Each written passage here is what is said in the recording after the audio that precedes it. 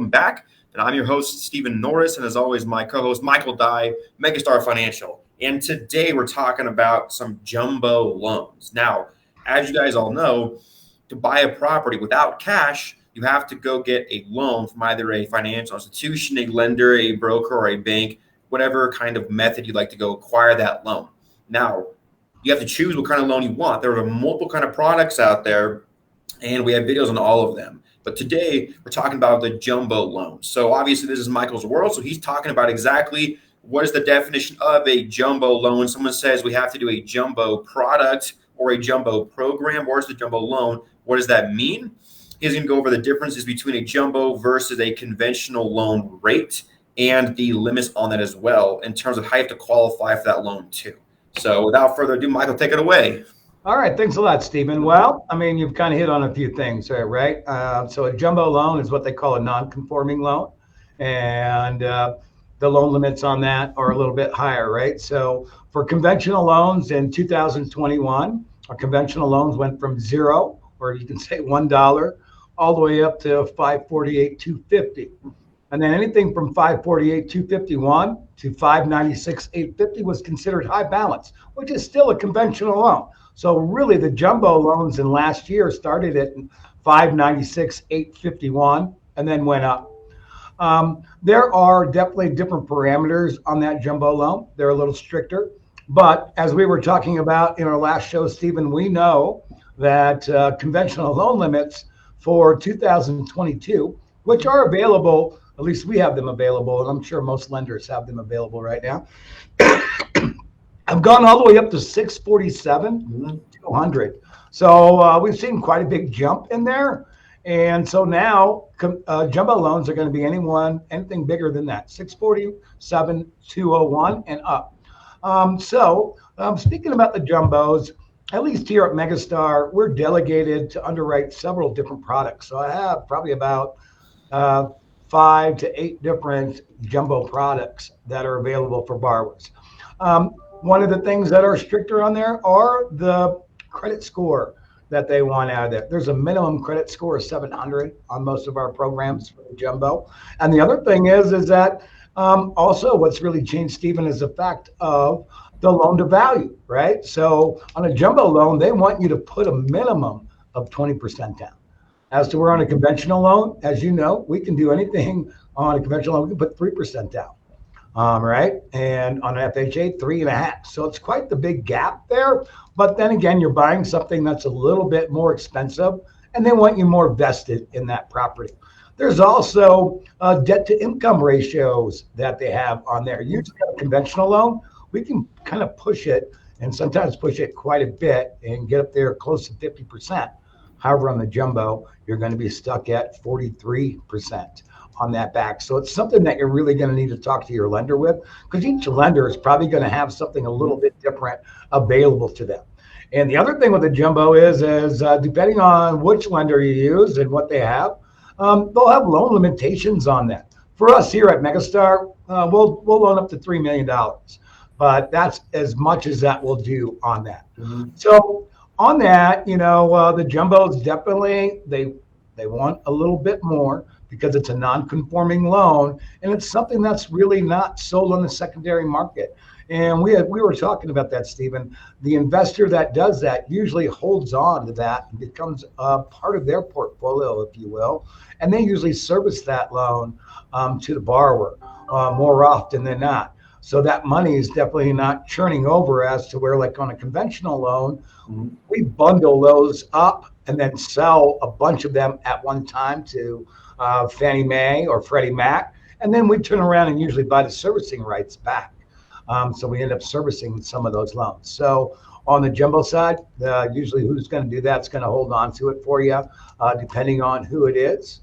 And there are definitely some limitations. So make sure that you talk with your lender and really go over that, because one, they're a little bit harder to qualify for. Mm-hmm. And at the same time, as we know, the loan amounts are much higher, and you want to make sure that, your lender can provide that, because not everyone has a great jumbo loan, or a non-conforming loan is what it's called a lot on our side.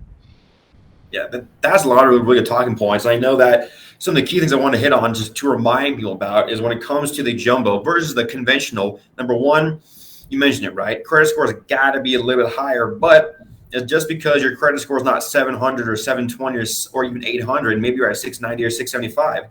That is what you were at today, not what you're going to be at when you're trying to buy the home. Because remember, the buying process takes anywhere between 30 to 60 days. And if potentially you come across a jumbo property that takes longer than the average 30 days, you only have that time as well to beef up your score. But of course, make sure you check in with your lender because every single person is going to have different limitations on what they can actually do for you rather than what they're actually going to be able to qualify you at. Because anybody can say, hell yeah, you absolutely qualify for this and that one of those over the phone. But when they actually pull your credit and see really what is actually on your actual debt to income ratio sheet, that is when the rubber meets the road. Right? You're right. That's a really good point, Steve, man. And you saying that, brings up the fact that usually since COVID has come around on these jumbo loans, they didn't have them for a long time, right? They kind of just stopped using them because, like I said, that money wasn't, people weren't able to reuse it and sell it back. So they've gotten really strict on that side for the self-employed borrower. That self-employed borrower, you need to make sure you check with your lender because the debt to income has changed on that. Usually if you're W-2'd on some of my products, we can go to 43% on that debt to income. But if you're self-employed, they want you to have a 35% debt to income ratio. So, I mean, that's quite low.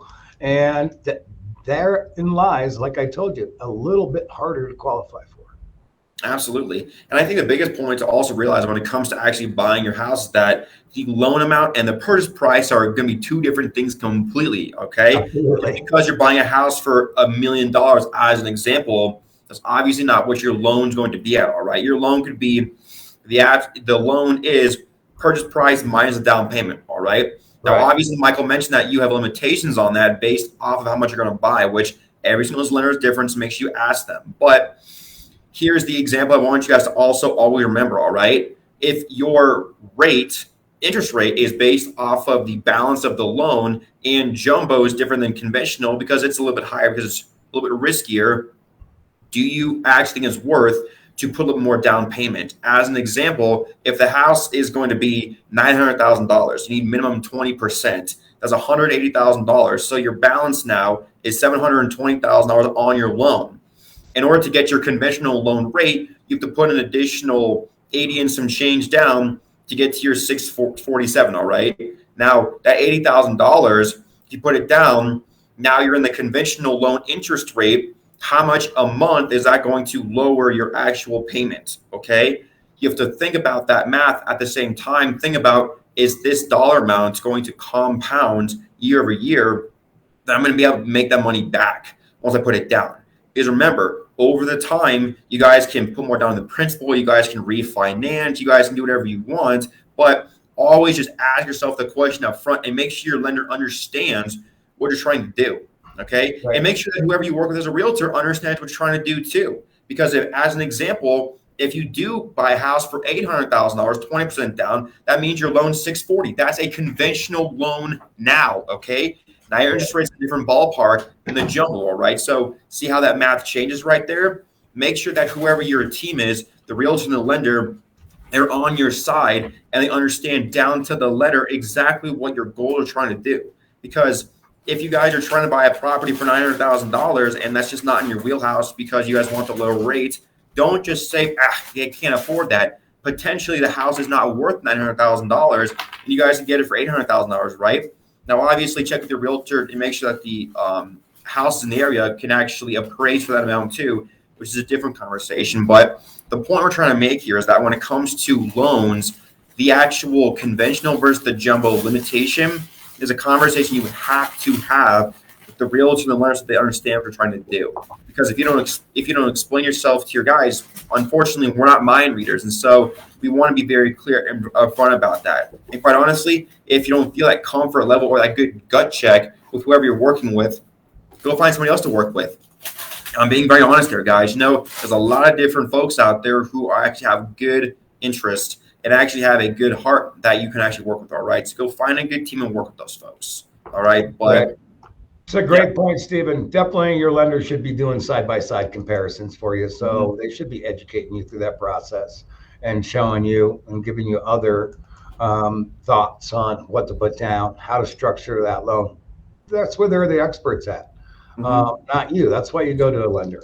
So you want to make sure that they're actually giving you good comparisons because everybody's money situation is different, Stephen. We know that.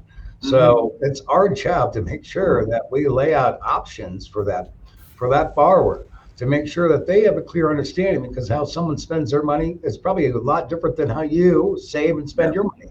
So you've got to find the best loan program that works for you, not for your lender. They have to work for you. That's really what it's about, and that's why we give you options. Absolutely. And guys, know if your realtors and lenders aren't going to be transparent about that kind of stuff too, I think you have your answer then. But all being said, guys, thank you very much for writing into this question, because remember, we make these videos based on the questions you guys ask us that you want us to answer, okay? So with that all said, we'll see you guys next time. Have a great one.